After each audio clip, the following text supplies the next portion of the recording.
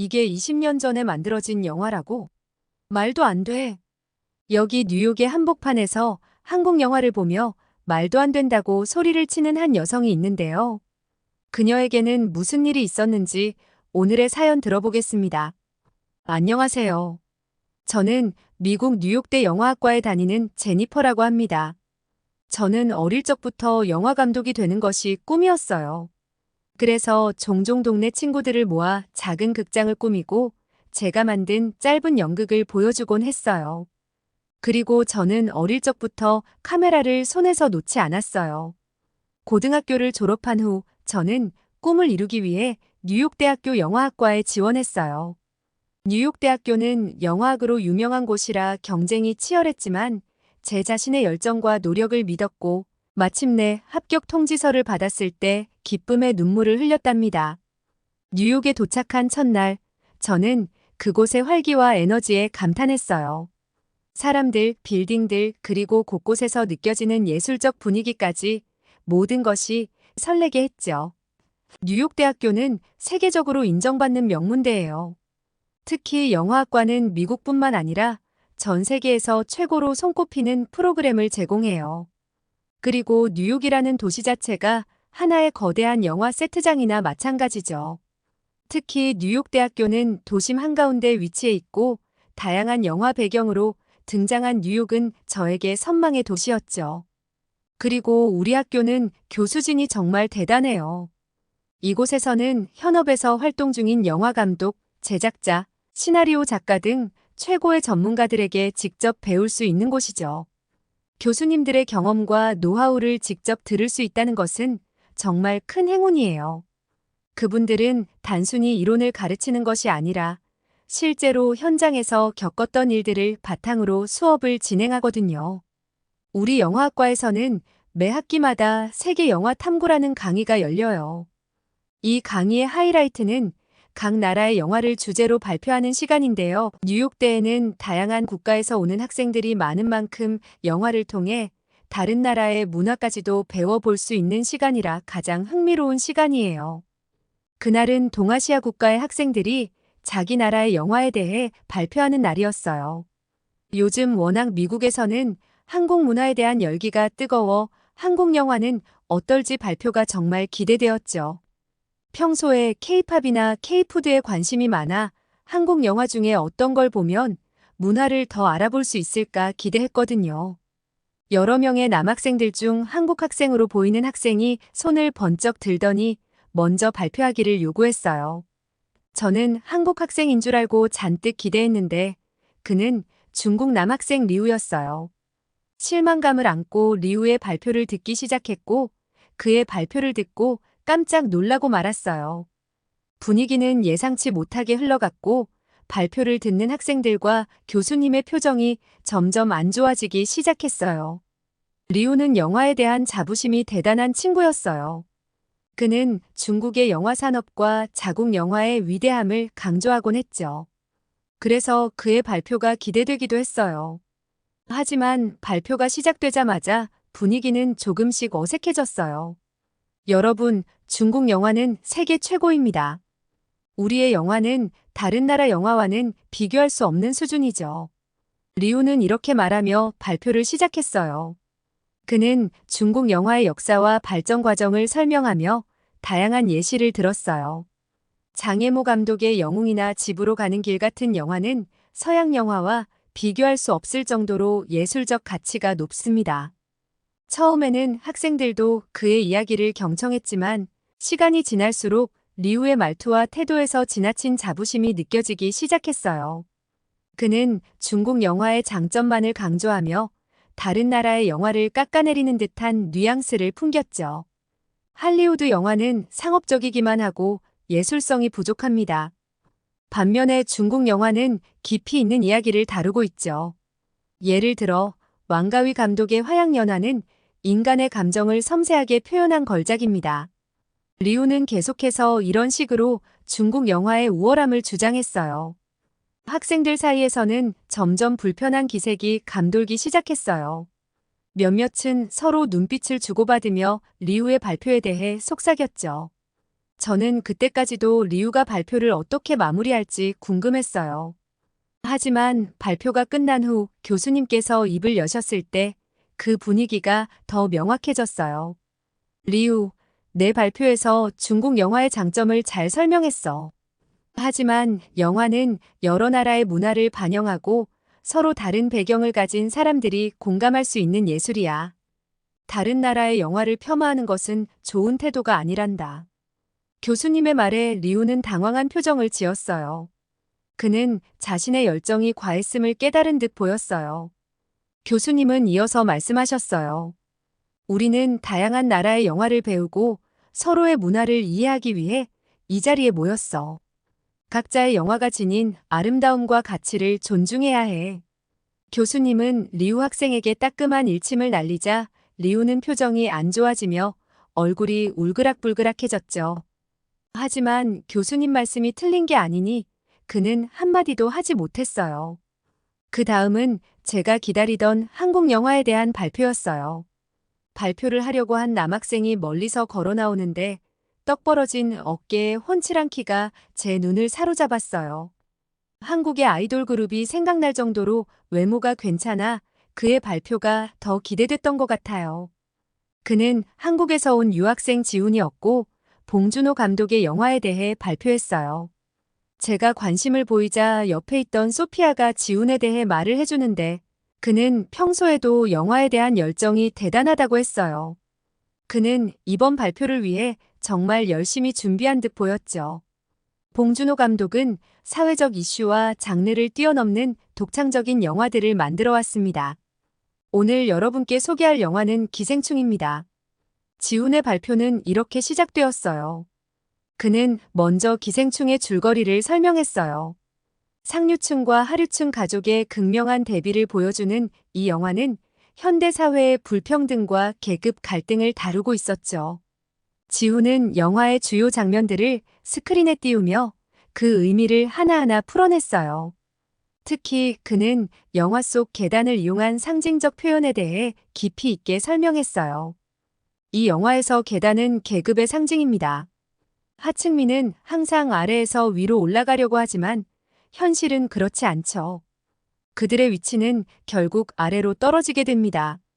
지훈의 설명에 학생들은 고개를 끄덕이며 깊이 공감했어요. 그는 영화의 줄거리와 상징, 그리고 감독의 독창적인 연출 방식에 대해 상세히 설명했죠. 발표가 끝난 후 교수님께서 미소를 지으며 자리에서 일어나셨어요. 여러분, 지훈의 발표를 통해 봉준호 감독의 작품을 잘 이해할 수 있었어요. 제가 봉준호 감독에 대해 조금 더 설명해 줄까요?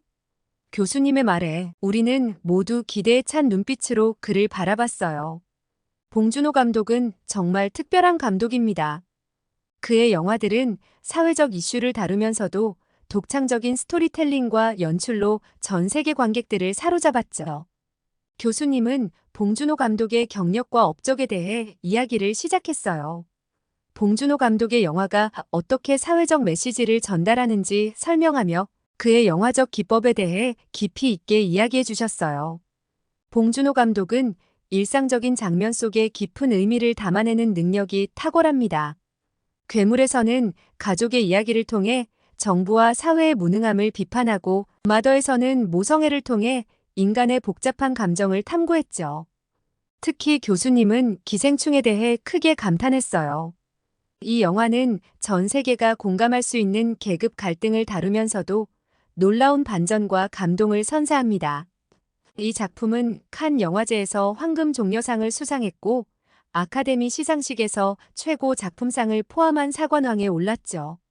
이는 아시아 영화로서는 최초의 쾌거였어요. 교수님의 설명을 듣는 동안 우리는 봉준호 감독의 작품에 대한 새로운 시각을 얻게 되었어요. 봉준호 감독은 단순히 한국 영화의 거장이 아니라 세계 영화계에서도 중요한 인물입니다. 그의 작품을 통해 우리는 사회적 이슈를 깊이 있게 이해할 수 있고 영화가 가진 힘을 느낄 수 있습니다. 교수님은 마지막으로 이렇게 말씀하셨어요. 여러분, 영화는 단순한 오락을 넘어선 예술입니다. 봉준호 감독의 영화들이 그 좋은 예죠. 여러분도 다양한 영화를 접하고 그 속에서 사회적 메시지와 예술적 가치를 발견하기를 바랍니다. 그날의 강의는 우리 모두에게 깊은 인상을 남겼어요. 한국이라는 나라에 대해 더 궁금해졌고 그들의 영화 역사가 어땠는지 한국의 옛날 영화부터 궁금해지기 시작했어요. 강의 후 저는 지훈에게 봉준호 감독의 영화 중에 기생충 말고 또 추천할 만한 영화가 있냐고 물으려고 다가갔어요. 그에게 가까이 다가가는데 기분 좋은 향긋한 섬유유연제 냄새가 나더라고요. 한국 사람들은 원래 다 이렇게 좋은 향기가 나는 건지 궁금해졌죠. 잠깐 그에게 빠진 정신을 부여잡고 봉준호 감독의 영화와 다른 추천 영화 없냐고 물어보았어요. 지훈은 한국에 대한 관심인 것인지 영화에 대한 관심인 것인지 물었고 제가 둘 다라고 답을 하니 다음 주에 록펠러 센터에서 각종 공연과 전시를 여는데 이번 전시에서 이례적으로 한국문화예술 특집 페스티벌인 코리안 아츠 위크를 연다고 하니 그곳에 참석해보라고 하는 것이었죠. 저는 이 행사에 대해 알고는 있었지만 특정 국가에 대한 문화를 테마로 여는 건 처음 봐서 진짜냐고 물었고 지훈은 자기도 그 사실에 깜짝 놀랐다고 말하며 한국 문화와 예술에 대해 알고 싶으면 그만한 행사는 없다고 꼭 참석해보라고 하였죠. 저는 한국 문화를 굉장히 좋아하는 친구 프랑스인 소피아에게 함께 가자고 제안하였고 그녀는 이미 가려고 다 준비해놨다는 놀라운 이야기를 하였어요. 한국을 좋아하는 사람이라면 이런 소식은 기본으로 알고 있어야 하는 거 아니냐고 으스대었죠. 아무래도 프랑스는 이미 한류로 뒤덮인 지 미국보다 더 오래되었고 그 영향인지 소피아는 저보다 한국에 대해 훨씬 많이 알고 있었어요. 소피아와 저는 K-팝과 문화 등 이벤트를 보며 행사에 참여했어요. 그런데 이 축제에서 사람들이 K-팝이나 문화보다 유독 영화에 관심을 많이 보이며 관람객들로 가득 차 있더라고요. 한국의 옛날 영화가 방영되고 있었는데 이미 사람들로 꽉 차 있어 다 알고 온 듯 보였죠. 무슨 대단한 영화이길래 궁금하기도 하고 우리는 영화학과이니 한국 영화는 섭렵하고 가야겠단 마음에 어떤 건지 알아보았어요. 저희는 그 영화에 대해 듣고 깜짝 놀라고 말았어요. 지훈이 발표했던 세계적인 거장이 된 봉준호 감독의 초창기 영화 괴물이라는 것이었죠. 얼마 전 수업 시간에 교수님께서 잠깐 언급해 주셨던 봉준호 감독의 영화였고 우리는 기대에 차 영화를 보게 됐죠. 이 영화를 처음 봤을 때 그 긴장감과 깊은 의미에 완전히 매료되었답니다. 하지만 솔직히 말해서 몇 가지 불편했던 점도 있었어요. 괴물은 한국 영화지만 그 안에 담긴 메시지는 전 세계적으로 공감할 수 있는 내용이었어요. 영화는 서울 한복판 한강에서 기이한 괴물이 나타나 사람들을 공포에 몰아넣는 이야기로 시작돼요. 처음부터 끝까지 눈을 뗄 수 없었어요. 괴물의 등장 장면은 정말 충격적이었고 그 순간 저는 숨을 멈추고 화면에 몰입하게 되었어요. 보통의 괴물은 밤에 등장하는데 한국의 괴물은 낮에도 등장한다는 점이 틀을 깨워주었죠. 그리고 봉준호 감독의 연출력은 정말 대단했어요. 가장 인상 깊었던 점은 영화 속 가족의 이야기였어요. 영화는 단순히 괴물과 싸우는 이야기를 넘어서 가족의 사랑과 희생을 그려냈어요. 가족 구성원들이 힘을 합쳐 괴물에 맞서는 장면들은 감동적이었어요. 특히 아버지 강두가 딸 현서를 구하기 위해 고군분투하는 모습은 정말 가슴이 아팠죠. 그런 면에서 괴물은 단순한 괴수 영화가 아니라 인간의 이야기라고 할 수 있어요. 하지만 영화를 보면서 해석하기 어려웠던 점도 있었어요. 외국인으로서 이해하기 어려운 부분들이 있었거든요. 예를 들어 영화 속에서 한국 정부와 미국 군대의 대응 방식은 꽤 비판적이었어요. 미국 군대가 한국에서 생화학 물질을 함부로 다루고 그로 인해 괴물이 탄생했다는 설정은 미국인인 제게는 다소 불편하게 다가왔지만 이 또한 지어낸 스토리이니 이해할 수 있었죠. 그럼에도 불구하고 괴물은 정말 훌륭한 영화였어요. 봉준호 감독의 독창적인 연출과 강력한 메시지는 전 세계 관객들에게 깊은 인상을 남겼어요. 영화는 단순히 괴물과의 싸움을 그린 것이 아니라 인간의 본성과 사회적 문제를 깊이 있게 탐구했죠. 이 영화를 할리우드에서 만들었다면 부시의 전투기가 날아다니고 미사일을 발사해 도시가 초토화되는 식상한 분위기가 전부였을 것 같은데 전혀 어색하지 않고 재밌게 풀어나간 스토리가 너무 좋았어요. 소피아와 저는 영화를 본 후 연출력에 감탄하며 그 다음부터 봉준호 감독의 팬이 됐어요. 다음날 지훈에게 봉준호 감독의 괴물을 보았다고 말하였더니 그는 믿을 수 없는 말을 하였어요. 괴물은 무려 20년 전인 2006년에 나온 영화라고 하더라고요. 20년이나 됐는데도 전혀 어색하거나 촌스럽지 않고 그때 당시에 만든 CG라고는 믿겨지지 않았죠. 그렇게 봉준호 감독의 영화를 모두 찾아보며 자연스럽게 한국에 대한 관심이 더 커져만 갔죠. 영화에 나왔던 곳들을 가보는 게 제 위시리스트가 될 만큼 한국을 가보고 싶은 열망이 커져 소피아에게 혹시 한국 가봤냐고 물어봤어요. 그러자 소피아도 아직까지 한국은 못 가봤다고 하더라고요. 이제 우리도 대학생이 됐으니 방학 첫 여행으로 한국을 가보자고 제안했더니 소피아는 감격하며 자기 소원이었다고 당장 계획해 함께 가자고 약속을 했죠. 저는 수업 중 마주친 지훈에게 한국에 가볼 만한 곳이 어딘지, 봉준호 감독의 영화에서 나온 곳을 쉽게 갈 수 있는지 물었고, 지훈은 제가 인상 깊게 봤던 괴물에서의 한강은 정말 쉽게 갈 수 있다고 하더라고요. 그러면서 이번 학년이 끝나고 한국에 들어가야 하는데 하루 정도 관광 가이드를 해줄 수 있다는 뜻밖의 말을 해주었어요. 마음 같아서는 며칠 더 가이드를 해주고 싶은데 자기가 일정이 너무 빠듯해 그렇게까지 할 수 없다는 말을 하였죠. 소피아와 저는 너무 신나하며 지훈의 출국 날짜를 물었고 지훈의 날짜에 맞춰 함께 출국하기로 하였어요. 소피아와 저는 여행 경비를 모으기 위해 아르바이트를 찾기 시작했어요. 캠퍼스 내 게시판과 온라인 게시판을 뒤지며 다양한 일자리를 찾아보았죠. 그리고 결국 2가지 아르바이트를 구했어요. 저는 근처 한국 사람이 운영하는 카페에서 일하기로 했고 소피아는 대학 도서관에서 일하기로 했어요. 저는 한인이 운영하는 카페라 한국어도 조금이나마 배울 수 있다는 기대가 컸어요. 복잡한 말은 하지 못하더라도 주문을 받는 법과 하는 법, 인사법 정도의 간단한 언어는 배울 수 있었죠. 바리스타로서 커피를 만드는 일은 생각보다 어려웠지만 재미있었어요. 처음에는 라떼 아트를 망치기도 했고 에스프레소를 너무 진하게 만들기도 했어요. 하지만 시간이 지나면서 점점 능숙해졌어요. 손님들이 제 커피를 좋아해 줄 때마다 보람을 느꼈답니다. 한편 소피아는 도서관에서 열심히 일하고 있었어요. 그녀는 프랑스에서 온 유학생이라 영어와 프랑스어에 능통했죠. 그래서 도서관에서 국제학생들을 돕는 일을 맡게 되었어요. 도서 분류와 대출 업무도 처리하고 책을 정리하는 일도 했어요.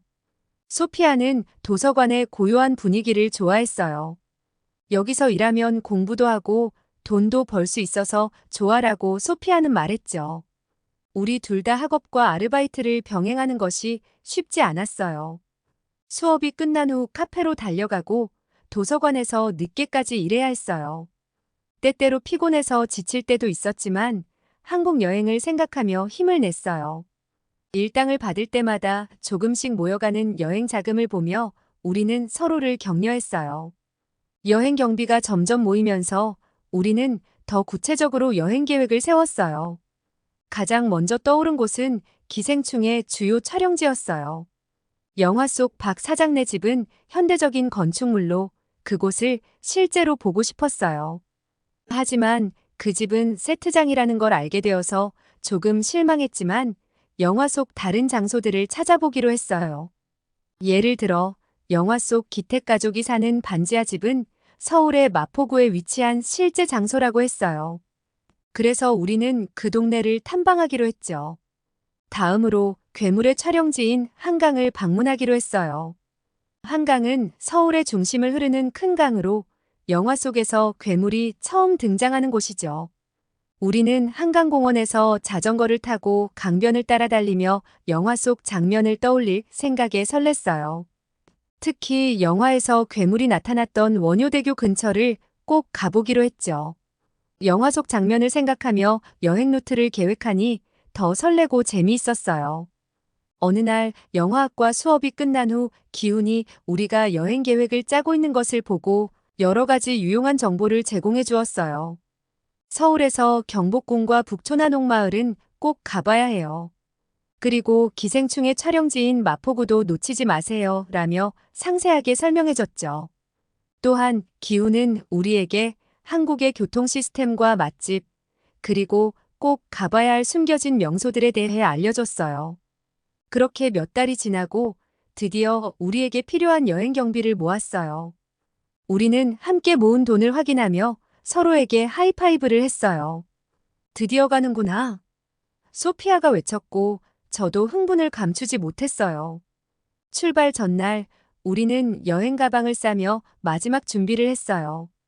소피아는 가이드북을 다시 한번 확인했고 저는 여권과 비행기 표를 챙겼어요. 우리의 노력과 열정이 담긴 여행이 이제 눈앞에 다가왔어요. 드디어 출발일이 다가왔어요. 우리는 뉴욕 JFK 공항에서 만났어요. 소피아와 저는 여행 가방을 챙겼고 기훈은 큰 캐리어와 이민 가방처럼 큰 가방을 끌고 나타났어요. 한국에 잠깐 다녀오기에는 너무 짐이 많다고 느꼈어요. 아예 돌아오지 않을 사람처럼 짐 가방이 너무 커서 속으로 다시는 돌아오지 않는 건가 걱정이 되었죠. 그는 우리에게 서울에서 어떻게 지낼지, 첫날부터 무엇을 할지에 대해 이야기해 줬어요. 비행기에서 내리면 공항철도를 타고 서울역으로 가요. 거기서 지하철로 갈아타면 숙소까지 쉽게 갈 수 있을 거예요. 라며 자세히 설명해 줬죠. 비행기에서 우리는 기훈과 함께 한국의 문화와 역사에 대해 더 많은 이야기를 나눴어요. 기훈은 자신이 어릴 때 방문했던 명소들과 재미있었던 경험들을 들려주었어요. 그의 이야기를 들으며 우리는 한국에 도착했을 때의 기대감에 부풀어 올랐죠. 기훈은 곧 도착할 인천공항이 봉준호 감독의 영화 설국열차에서 나왔던 장소라고 말해주었어요. 우리는 그 이야기를 듣고 너무 설레었어요. 영화의 마지막 부분에서 주인공들이 설국열차를 벗어나 외부 세계를 마주하는 장면이 특히 인상적이었는데 그 배경이 바로 인천국제공항이었죠.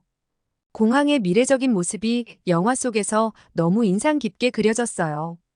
그리고 얼마 후 드디어 저희의 한국 여행이 시작되었어요. 비행기를 타고 긴 여정을 거쳐 인천국제공항에 도착한 순간 저희는 다시 한번 놀랐어요. 넓고 현대적인 공항의 모습이 영화에서 보았던 그 장면과 똑같았기 때문이에요. 소피아와 저는 짐을 찾은 후 공항 내부를 천천히 둘러보기 시작했어요. 영화에서 보았던 그 인상적인 장면이 현실에서 눈앞에 펼쳐지니 마치 영화 속 주인공이 된 것 같았어요. 공항의 세련된 디자인과 첨단 시설들은 저희의 기대를 한껏 충족시켜 주었어요. 기훈은 인천국제공항에 도착한 후 친절하게 숙소까지 가는 방법을 안내해 주었어요. 그는 공항 내의 지하철이나 버스를 이용하는 방법을 자세히 설명해 주면서 우리가 외국에서도 쉽게 이동할 수 있도록 도와주었어요. 저와 소피아는 한국의 번화가에 도착하여 호텔로 향하려고 신호등 앞에서 기다리고 있었습니다. 태양이 뜨겁게 내리쬐는 날씨였지만 우리는 차분히 신호를 기다리고 있었어요. 그런데 신호등 앞에는 생뚱막하게 우산처럼 생긴 가림막이 있었어요. 그 가림막은 뜨거운 햇볕을 막아주는 듯한 느낌을 주었고 우리가 편하게 기다릴 수 있게 해주었습니다. 이 가림막 정말 좋다. 햇볕이 너무 세서 너무 뜨거웠는데 여기서 기다리니까 시원하네. 소피아가 말했어요. 맞아. 한국은 이런 곳곳에서 사람들을 배려해주는 모습이 참 환상적이다. 저도 웃으며 덧붙였습니다. 호텔에 도착해 간단하게 짐을 푼 후 우리는 배가 고파 한국의 맛집에 대해 검색해 보았어요. 마침 근처에 기생충에 나왔던 피자 가게를 찾았고 우리는 올레를 외치며 당장 가보자고 했어요. 아직 교통편이 익숙하지 않아 호텔 직원의 안내에 따라 택시를 불렀고 영화 속 박소담이 친구와 함께 피자 상자를 접으며 아르바이트를 했던 피자 가게로 향했어요. 피자 가게는 서울 마포구에 위치해 있는 스카이 피자라는 곳이었고, 택시에서 내려 피자집 앞에 내리니 영화 속 한 장면이 생각이 났죠. 우리는 피자를 주문하려고 하는데 깜짝 놀라고 말았어요. 주문을 하려고 지갑을 찾는데 가방을 아무리 뒤져도 지갑이 없는 것이었어요.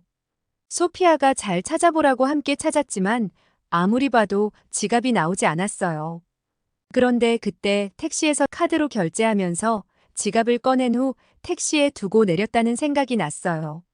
너무 놀라 제가 당황하니 매장 직원이 분실한 물건이 있는 거냐 물었고 지갑을 택시에 두고 내렸다고 했어요.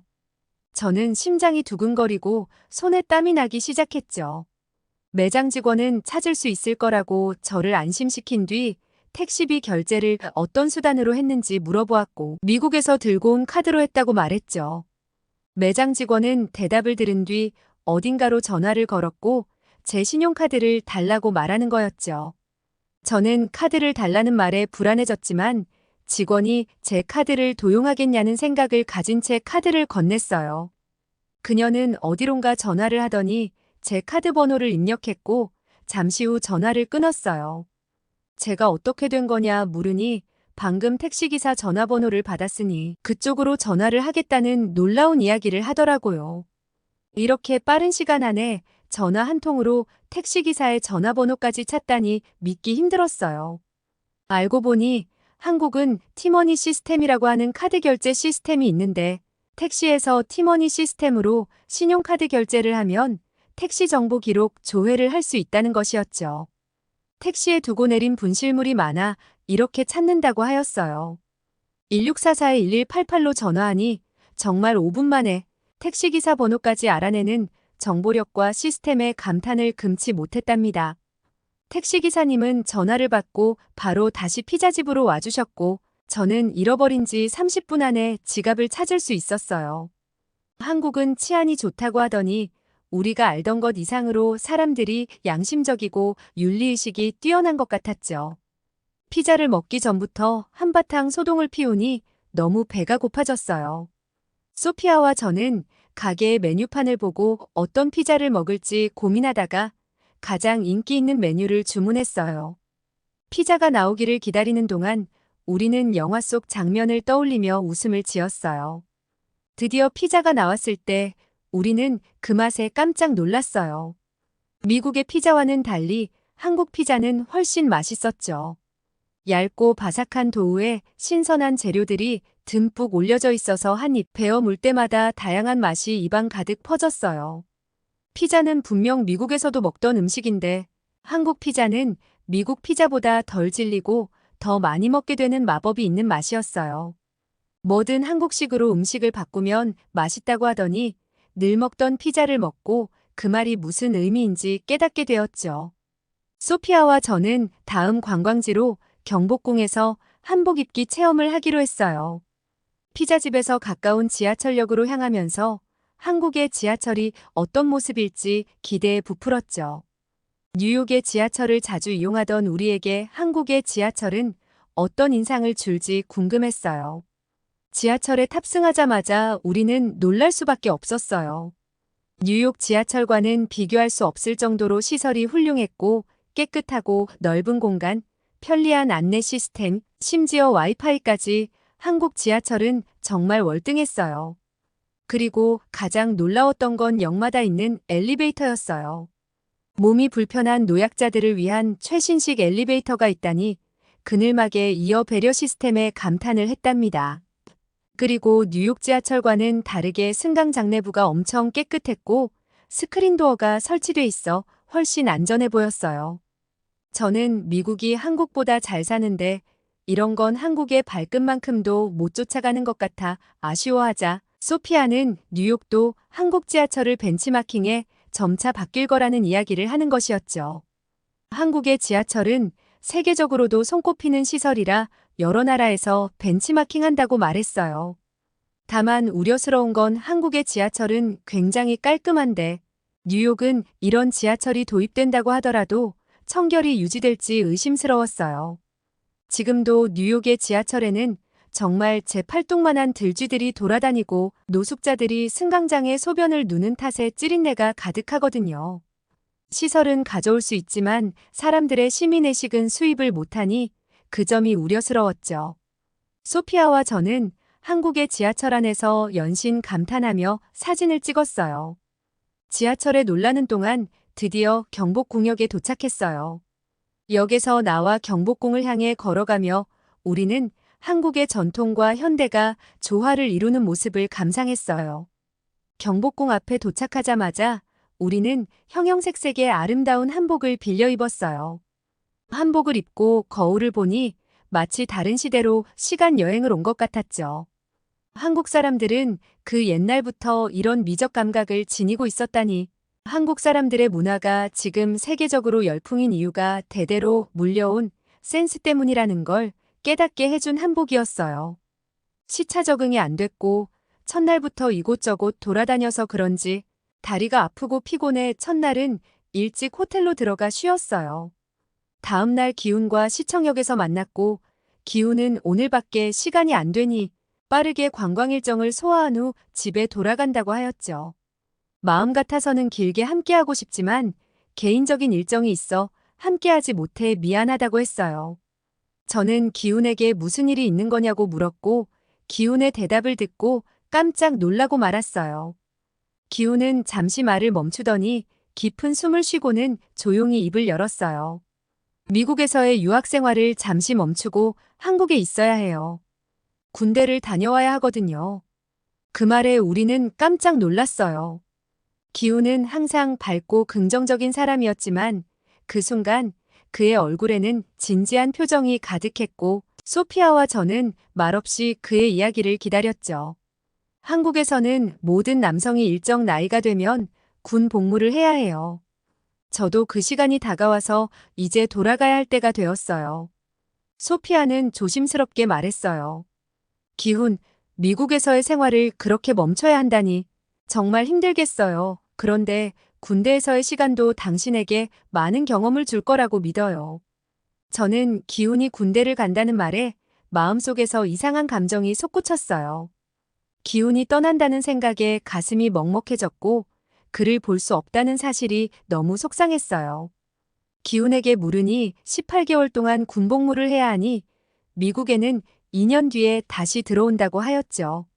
우리는 기훈과 마지막 일 수도 있다는 생각에 함께하는 시간을 더 소중히 여기기로 했어요. 서울에서의 남은 시간을 최대한 즐기며 그의 앞날을 응원하기로 했죠. 기훈은 우리가 인상적으로 봤던 괴물 영화에 나왔던 한강에 가자고 했어요. 그는 봉준호 감독의 영화 괴물에 나왔던 장소를 직접 보여주고 싶다고 했죠. 한강에 도착하자마자 우리는 그 광경에 깜짝 놀랐어요.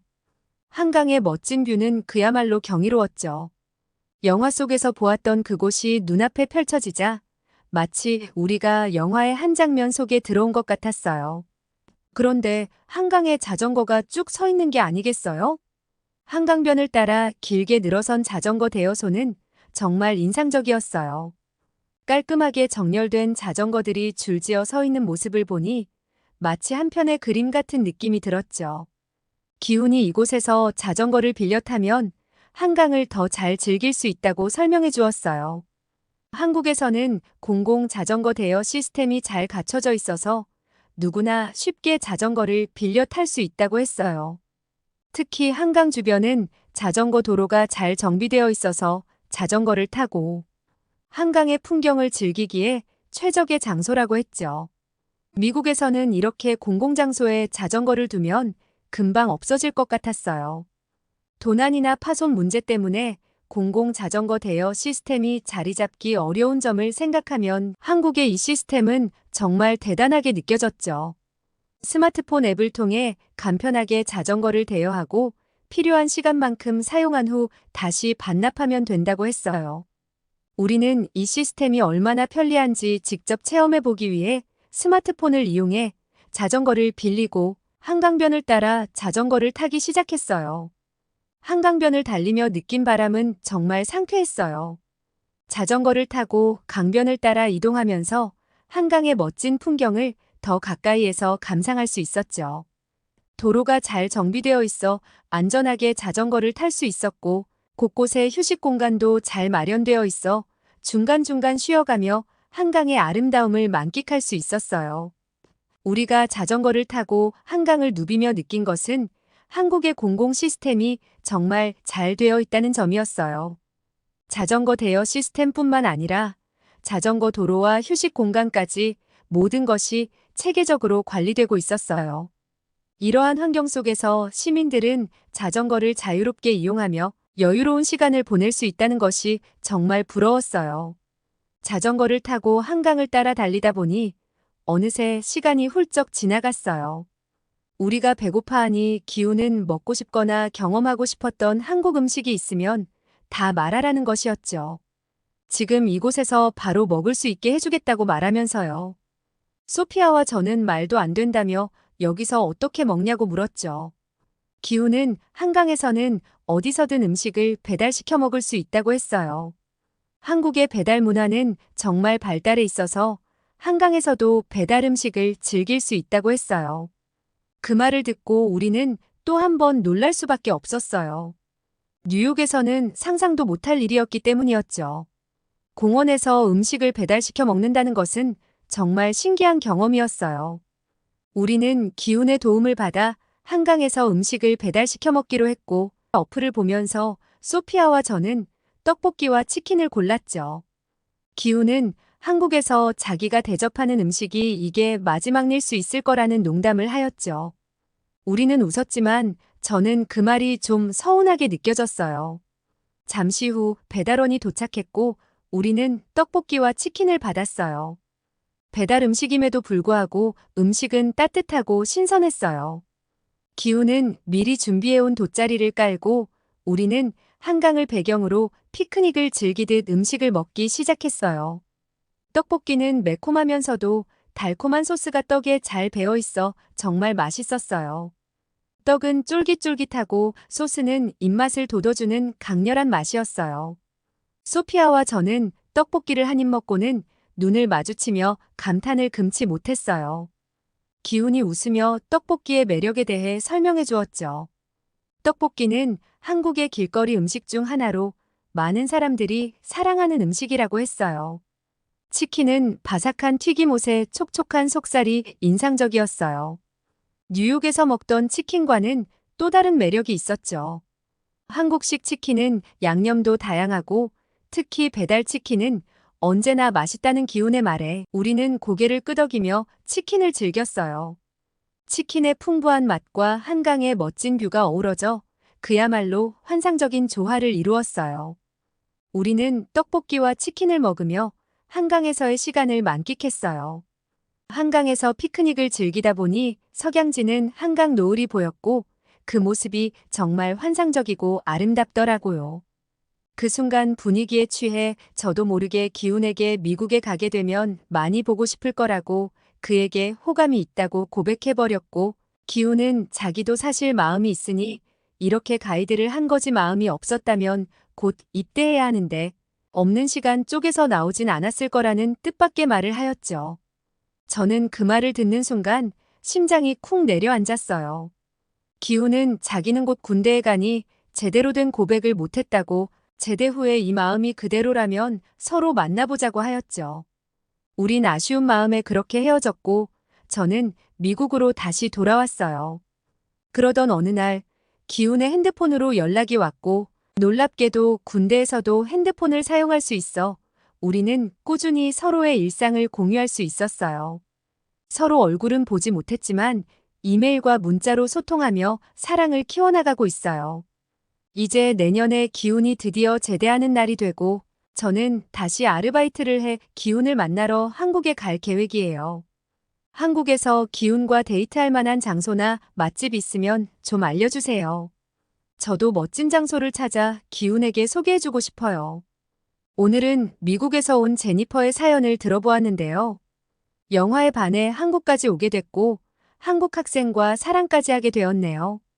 두 분 사랑 응원하겠습니다. 오늘의 사연이 마음에 들었다면 구독과 좋아요 눌러주세요. 이상 감동 카페인이었습니다.